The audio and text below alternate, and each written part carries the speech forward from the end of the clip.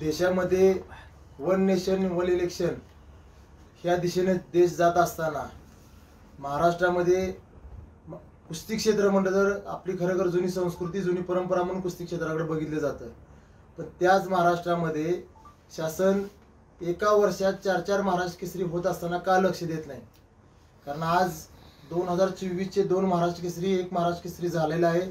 येणाऱ्या मार्च महिन्यामध्ये दुसरी महाराष्ट्र केसरी स्पर्धेची घोषणा झालेली आहे। ह्या 2025 वर्षामध्ये फेब्रुवारी मार्च महिन्यामध्ये 2 महाराष्ट्र केसरी होणार।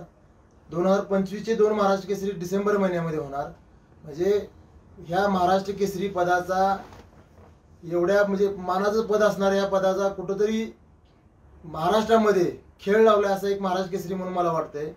म्हणून येणाऱ्या महाराष्ट्र केसरीवर शासनाने विचार करून खरं तर एक महाराष्ट्र केसरी म्हणून माझं मत आहे की 2024चा महाराष्ट्र केसरी म्हणून पृथ्वीराज मोहोळला सगळ्यांनी मान्य केलं पाहिजे की 2024चा महाराष्ट्र केसरी पृथ्वीराज मोहोळा आहे।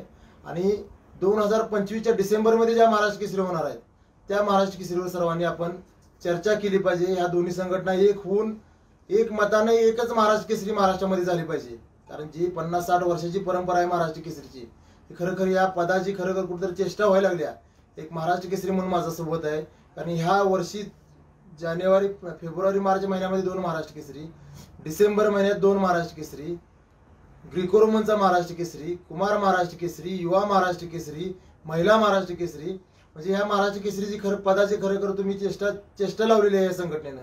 खरोखर शासनाने यामध्ये लक्ष घालून ह्या दोन्ही संघटनेचे एकमत होऊन एक महाराष्ट्र केसरी झाला तर ठीक, नाहीतर शासनाने यात दखल घेऊन शासनाची कमिटी नेमून ह्यातनं दरवर्षी 1 महाराष्ट्र केसरी स्पर्धा झाली पाहिजे। ही खरं माझी पहिली मागणी आहे। राज्यामध्ये एक राज्य एक खेळ एक संघटना हे वाक्य अंमलात आलं पाहिजे शासनाच्या वतीनं। म्हणून खरोखर मी आज सर्व पत्रकारांच्या समोर उपस्थित आहे। येणाऱ्या काळामध्ये 2024चा महाराष्ट्र केसरी हा पृथ्वीराज मोहोळ आहे हे सर्वांनी मान्य करून डिसेंबर महिन्यामध्ये 2025चा महाराष्ट्र केसरी स्पर्धेच्या आयोजनावर आपण आज चर्चा केली पाहिजे। संघटना असेल, परिषद असेल, आणि ज्या पद्धतीनं मी 2 वर्षापाठीमागे सांगली शहरामध्ये पत्रकारांच्या समोर जी मागणी केलेली आहे की सांगलीला महाराष्ट्र केसरी स्पर्धा द्या, मी 1 कोटी रुपयाचं बक्षीस सांगली जिल्ह्याच्या वतीनं महाराष्ट्र केसरीला देतो।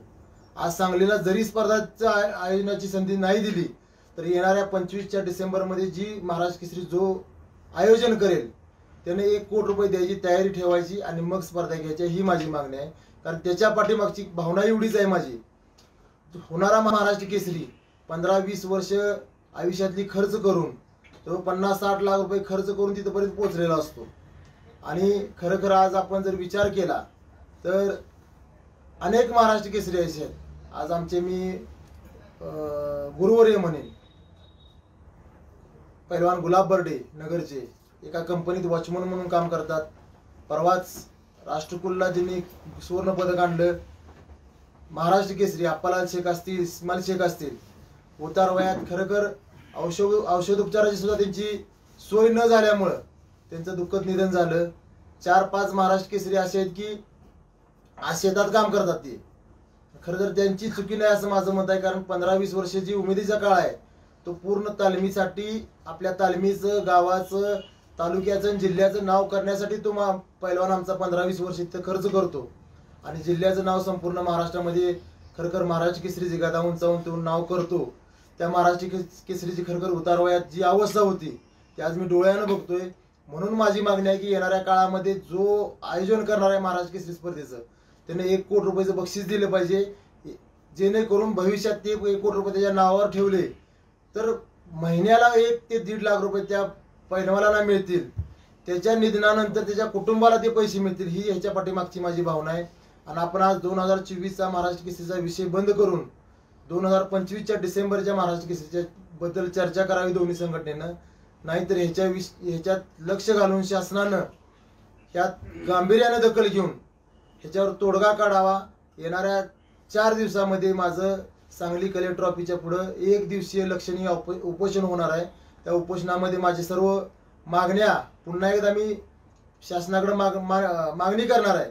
आणि खरोखर माझ्या जर मागण्या मान्य जर नाही झाल्या तर त्या उपोषणानंतरचं माझं जे पाऊल असणार आहे ते आक्रमक आणि सर्व शासनाला अडचणी निर्माण करणार असणार आहे. त्यामुळे शासनाने याचा गांभीर्यानं विचार करून योग्य ते निर्णय लवकरात लवकर जाहीर करावा, ही माझी एक डबल महाराष्ट्र केसरी म्हणून मागणी आहे.